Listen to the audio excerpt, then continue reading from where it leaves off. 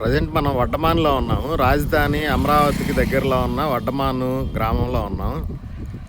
ఈ వడ్డమాను గ్రామం కూడా రాజధాని కింద ఈ మధ్య సెకండ్ పూలింగ్ కింద రాజధాని కింద వడ్డమాను కూడా తీసుకుందాం అనుకుంటున్నారు. దాని గురించి వడ్డమాను రైతు అయిన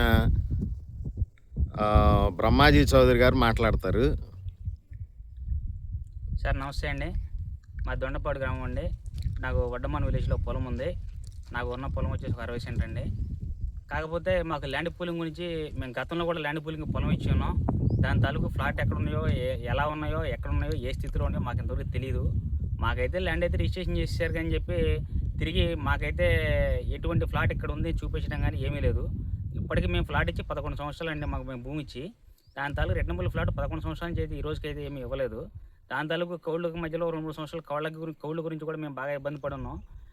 ఇక్కడ మేము ఒక గవర్నమెంట్ని చూసి ఇస్తున్నాం అని చెప్పేసి అయితే అనుకుంటున్నాం కానీ ఆ గవర్నమెంట్ అసలు ఈ భూమిని ఏం చేస్తుంది, ఎక్కడ ఉంది, ఎలా ఉంది, ఏం చేస్తుంది అనే విషయం అయితే మాకేం అర్థం కావట్లేని పరిస్థితి. గవర్నమెంట్ దగ్గర అసలు ఎంత భూమి ఉంది ఏంటి, మళ్ళీ సెకండ్ పెడితే ల్యాండ్ పూలింగ్కి ఎందుకు వస్తుంది అని అడిగితే దానికి సమాధానం చెప్పేవాళ్ళు ఎవరు లేరు.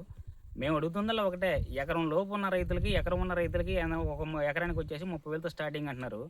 మాకు భూమి ఎందుకు సార్, అది కూడా వద్దు సార్, మాకు భూమి లేని పేదల కింద రాసేసుకోండి, మాకు నెలకు వచ్చి 5,000 ఇస్తారు, సంవత్సరానికి 60,000 వస్తాయి సార్, అనవసరంగా మాకు ఈ భూమి కింద మనకి వేస్ట్ సార్. మేము ఇన్నాళ్ళు మాకున్న ఎకరం తోడుకున్న ఎకరాల కౌలు తీసుకున్న అన్నం పెట్టి ఉన్నాం. మేము ఇవాళ అయితే ఇంకెవరికి అన్నం పెట్టే పరిస్థితి అయితే మా దగ్గర లేదు. ఒకరి దగ్గరికి వెళ్ళి దేహి అని చెప్పి మేము బతకలేము. మాకు ఇచ్చే 30,000 రూపాయల కౌలు అయితే మాకు సరిపోదు.